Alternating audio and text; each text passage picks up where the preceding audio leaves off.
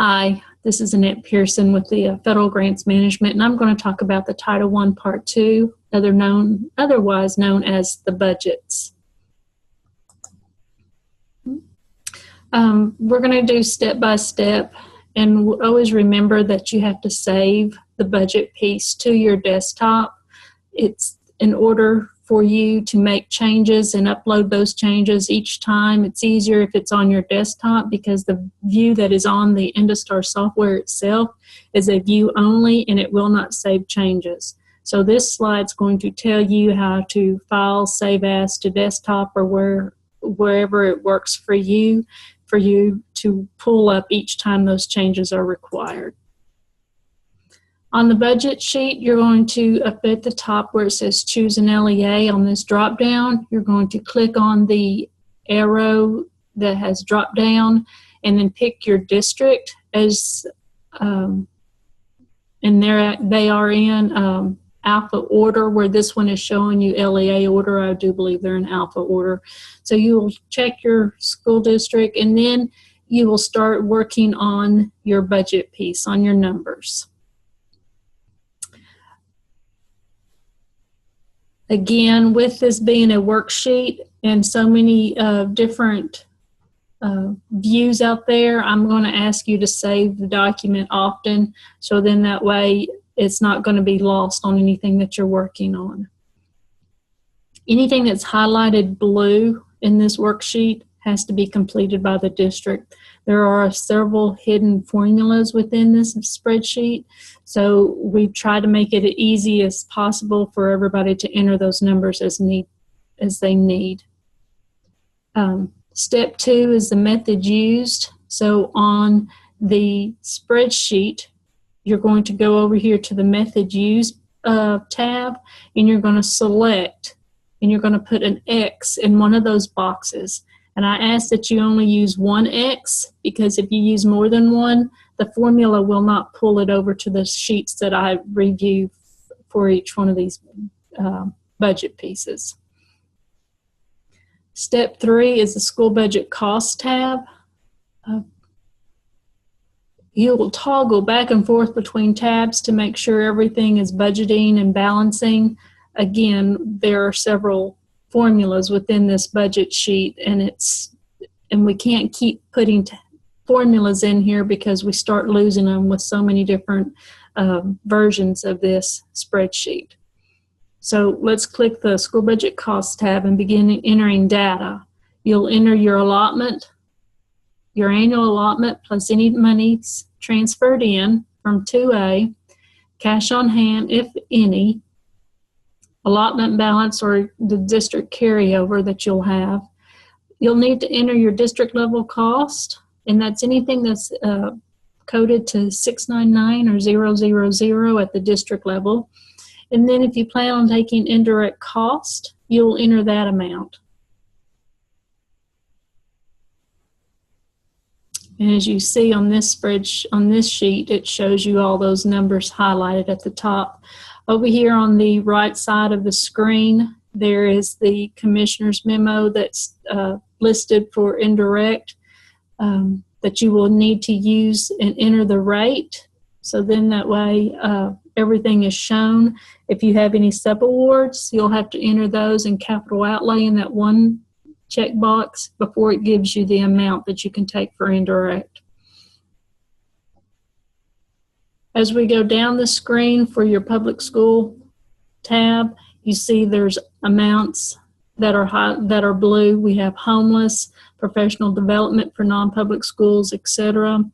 If the district has any Title I Part A set-asides for neglected that go on line item 1594, you'll enter that amount on B38, which is at the very bottom, plus any carryover from prior year. Please remember that and parental involvement, if there's any carryover, must be spent in those categories the next year, plus what you're going to get for the current year. So please make note of those.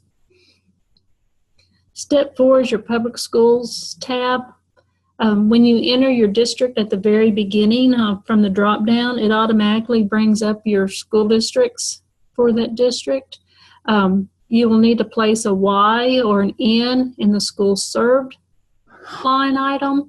Please make sure that all your schools are listed under the school name and LEA number. If not, you'll need to contact me, so then that way we can verify what's going on, and I can send you a revised form, and you can start with that page. The buildings listed are from October 1, 2015, from prior year, unless you've submitted to me a form where you've consolidated schools or closed or made grade span changes, and then those forms would show those line items would be different. If you're going to skip a school, you'll need to place an X in that column N for those buildings, and make sure that you have the proper paperwork completed and submitted to Jane and approved before you can go forward with skipping a school.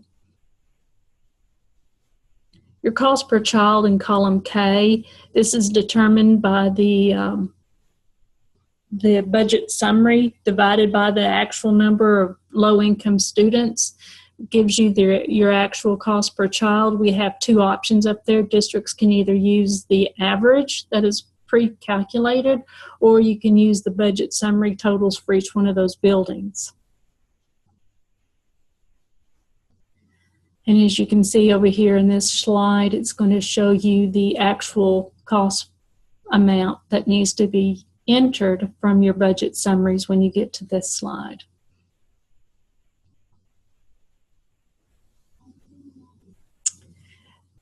When you're on the budget summary tabs for your buildings, you'll need to enter your LEA, enter it as a straight number, no dashes, and you'll need to enter all the digits, all 7 numbers for that particular building, because in doing so, it pops up a formula down there on the bottom that shows the low-income students for that particular school, and it calculates the actual cost per child that will go back over in column K of your public school tab. If there's funds on line 17 of your public school tab, then you'll know you'll either have to decrease your building or your district level budgets, and if there's a positive, you need to increase, because you cannot have any money not budgeted, and you cannot be over budgeted for your buildings. So you would need to adjust. On your districts that are non-public schools, if you have a non-public school within your district, you're going to make sure that you list the number of those students in that spreadsheet, and you'll put a Y that building is served. It pulls up from a formula, but you'll just need to enter the receiving school. So you would have to put the name of the non-public school there, and the formula is going to calculate to the next page for your reservations. And this box shows you the skip schools. When you hit the N, it turns the school served red, which means that building is not counted as far as the actual average. We go back to your reservation page. When you're serving non-public school students, it's a checkbox at the top.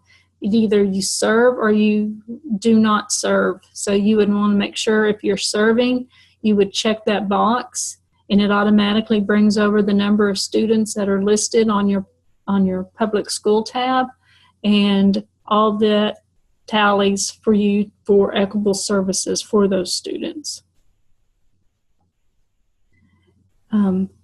The new year allocation and transfers amount is uploaded into this spreadsheet.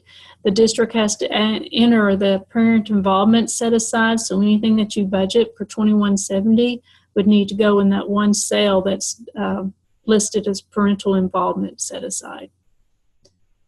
As you scroll down on this page, it has one for professional development. Anything that's coded to line 2210 at the district level would go in that cell to determine how much is going to be for your non-public school students. And the next one is the school-wide activities, and that's anything of those totals from line 1511, 1591, 92, 2170, 2213, 2294, 2297, and it would go in this in the last blue cell of this one page. And once you get all that completed, then you're ready to start your budget summaries for each one of your buildings and your district. Remember on the first slide when we talked about your district level set aside, we're going to start that budget. So anything that would be coded to 000 or 699 would need to go in the district budget summary. Indirect costs would pull over from whatever you enter on the school budget cost tab. Homeless that you entered on your school budget cost tab will pull over because homeless and indirect are district level set-asides. And then anything else you would just enter below and it tallies, and then it brings over a formula that if there's funds in this one particular cell down there at the bottom, it means those numbers do not agree with what you entered on your school budget cost tab. Now we're going to come into your budget summaries for each building. Each building should be on their own sheet because it's just easier for you and I and everybody else that's reviewing these, that if it's schools being served, it should have its own tab. And you can break it out that way. And then when Jane and I and anybody else is reviewing this, we can watch it per each building. Again, you're going to enter the LEA number at the top, and then you're going to start listing all this information. You're going to list a description of the funds, the categories of the funds. You're going to elaborate on how those funds will be spent, enter the amount, and then enter the function.